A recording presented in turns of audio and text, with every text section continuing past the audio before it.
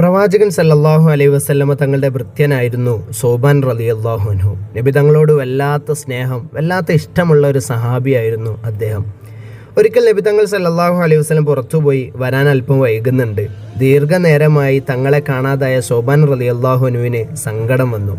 ഏറെ നേരത്തിന് ശേഷം മടങ്ങിയെത്തിയ പ്രവാചകനെ കണ്ടപാടെ സൗബാൻ റളിയല്ലാഹു അൻഹുവിൻ്റെ സങ്കടം അണപൊട്ടിയൊഴുകി.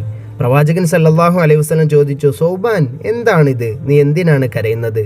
സൗബാൻ റളിയല്ലാഹു അൻഹു പറഞ്ഞു, തങ്ങളെ, അങ്ങയെ കാണാതെ ഞാൻ ഒരുപാട് വിഷമിച്ചു, സങ്കടപ്പെട്ടു. അങ്ങനെ ആഖിറത്തിലെ അവസ്ഥകളെക്കുറിച്ചൊക്കെ ഞാൻ ആലോചിച്ചു.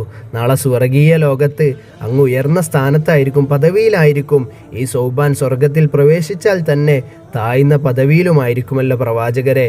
ഈ ദുനിയാവിൽ അല്പനേരം പോലും തങ്ങളെ കാണാതിരിക്കാൻ കഴിയാത്ത എനിക്ക് എങ്ങനെയാണ് നാളെ ആഖിറത്തിൽ അങ്ങയെ പിരിഞ്ഞിരിക്കാനാകും എന്ന് ചോദിച്ച സൗബാൻ റളിയല്ലാഹു അൻഹു.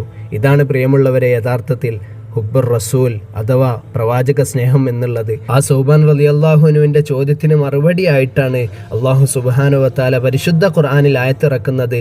വമൻ യുതിഇല്ലാഹ വർ-റസൂല ഫഉലൈക മഅല്ലദീന അൻഅമല്ലാഹു അലൈഹിം മിനൻ നബിയ്യീന വസ്സിദ്ദീഖീന വശുഹദാഇ വസ്സാലിഹീൻ വഹസുന ഉലൈക റഫീഖാ.